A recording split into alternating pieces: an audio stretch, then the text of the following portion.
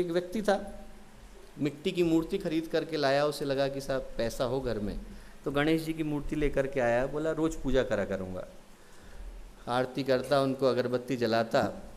निकल गए, 2-3 बरस हो गए, गणेश जी खुश नहीं हुए उसके ऊपर, नहीं मिला पैसा। अब उसको बड़ा दुख हुआ, उसने कहा साहब गणेश जी की इतनी पूजा करी और कोई फ़ायदा नहीं हुआ, अब मैं लक्ष्मी जी को लेकर के आता हूँ, 2 नंबर लिस्ट में लक्ष्मी जी का है, बोले लक्ष्मी जी को लेके आता हूँ। लक्ष्मी जी की मूर्ति लाया, मिट्टी की मूर्ति रख दी, पूजा करनी शुरू करी, अगरबत्ती जलाई, धुआं होने लगा। उसने कहा कि साहब ये धुआं जो है ये गणेश जी को नहीं मिलना चाहिए, इनने मेरा कोई लाभ नहीं किया था। ने 2 फूल लिए और गणेश जी की नाक में लगा दी, बोले आपको धुआं नहीं मिलेगा, जो मिलेगा वो लक्ष्मी जी को मिलेगा, सिर्फ लक्ष्मी जी की पूजा हो रही है। और वो जो मूर्ति थी मिट्टी की, वो खिलखिला के हंसने लगी और बड़ा घबराया। उसने कहा कि साहब ये गणेश जी इतने दिन तक तो थे नहीं, आज कहाँ से आ गए? और उसने एकदम उनसे पूछा, बोले साहब मैं इतने दिन तक आपकी पूजा कर रहा था, तब तक आप एक बार नहीं आए, और आज जब मैं आपके साथ बुरा व्यवहार कर रहा हूँ तो आ गए। गणेश जी बोले बेटा आज तूने पहली बार ये सोच करके पूजा करी है कि यहाँ पर मिट्टी की मूर्ति नहीं भगवान बैठे हैं। बोले यदि तेरे अंदर इतना झूठा ही विश्वास आ गया, ये झूठा ही विश्वास आ गया कि भगवान यहाँ पर बैठे हैं, तो मुझे आना पड़ा। दोस्तों, जब झूठा विश्वास आदमी के अंदर श्रद्धा को जन्म दे देता है, सच्चा विश्वास आ जाए तो कितनी ताकत देगा।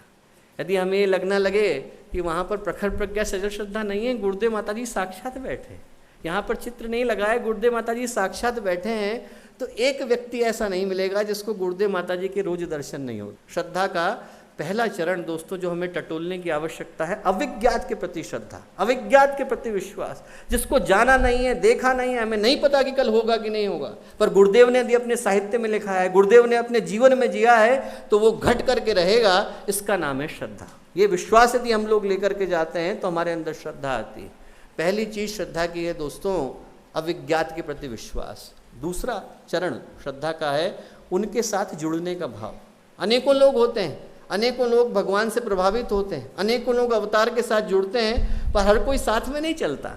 आप देखो रामकृष्ण परमहंस के साथ कितने लोग थे, कितने लोग मिलने के लिए आते थे, एक से एक बढ़ कर के लोग आते थे, पर साथ चलने वाले 13 ही निकले। वो 13 ही शिष्य थे जो गुरुदेव के साथ चल पाए, रामकृष्ण परमहंस के साथ चल पाए। वैसे ही आदमी जुड़ता तो है, पर जुड़ने के साथ जरूरी नहीं कि उसके अंदर भाव आ जाए कि हम भगवान के साथ चलना चाहते हैं। हमारे अंदर ये भाव आ जाए कि हम भगवान के साथ उनके कदम से कदम मिला करके चलना चाहते हैं, तो श्रद्धा का दूसरा चरण पूरा होता है। लैला मजनू की कहानी आपने सुनी होगी कि मजनू को प्यार हो गया लैला से। अब मारा मारा डोलता था, कपड़े फटे हुए थे, कुर्ता फट गया था। लैला ने कहा भाई ऐसा है, शादी तो इससे हो नहीं सकती। उसने जो दुकानदार थे उनको बुलाया, बोले खाना कहाँ खाता है? बोले खाना तो साहब मिलता नहीं, ऐसे भूखा घूमता रहता है। बोले ऐसा करा करो, जब इसको भूखा दिखे तो इसको खाना खिला दिया करो, पैसे मैं दे दिया करूँगी। ठीक। मजनू को जब दिखते दुकानदार तो बुला लेते और बुला करके ले जलेबी खा लो साहब, समोसे खा जाओ, थोड़े खिला खिला करके और बिल भेज देते थे। लैला पेमेंट कर दिया करती थी। अब एक दिन जो शहर के 2-4 लोग घूम रहे थे, उनने देखा कि अरे इसको तो बड़े खातिरदारी हो रही है, तो पागल जैसा घूमता था। बोले क्यों भाई, तेरे को कहाँ से पैसे मिले, इतना कौन देता है? बोले मुझे कोई नहीं देता साहब। बोले लैला ने जो है उसने मेरे लिए व्यवस्था कर रखी है कि यदि मैं कहीं घूमता देखूँ तो मेरे को खिला दिया करे।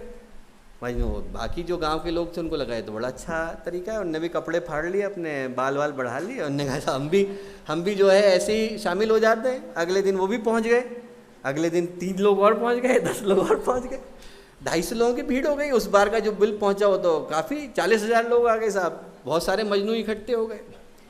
अब लैला ने कहा कि साहब ये बड़ी दिक्कत हो गई। लैला ने कहा कि हमने तो एक के लिए कहा था, ये 250 का बिल कौन भरेगा?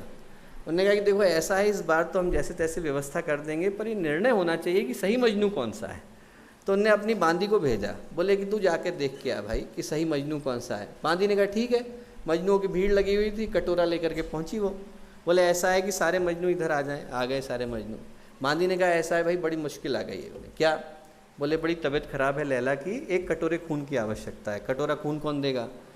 अब जितने मजनू थे वो धीरे धीरे करके सटकने लगे, पीछे से एक गायब हो गया, एक दूसरा गायब हो गया। एक ने कहा अभी हम बाथरूम होकर के आते हैं, एक ने कहा अभी मैं थोड़ा फ़ोन आया है, मैं फ़ोन अटेंड करके आ रहा हूँ। सब चले गए। असली मजनू था वहीं का वहीं रह गया। असली मजनू ने गए, पत्थर उठाया, छाती पे एक मारा, बोले ऐसा है मेरे शरीर में 6 कटोरे खून है, तो 1 कटोरा तो अभी ले जा, और मैं यहीं इंतज़ार कर रहा हूँ, 5 कटोरे के लिए वापस आ जाना। तो आएगी कि नहीं आएगी? बांदी ने ड्रेसिंग कर दी, बोले कि मुझे ज़रूरत नहीं है, मुझे यही देखना था कि असली मजनू कौन है। दोस्तों, भक्त एक ही होता है। हमारे YouTube चैनल शांति कुंज वीडियो गायत्री परिवार को सब्सक्राइब करें एवं बेल आइकन जरूर दबाएं ताकि गायत्री परिवार की विभिन्न गतिविधियों की जानकारी आपको मिलती रहे।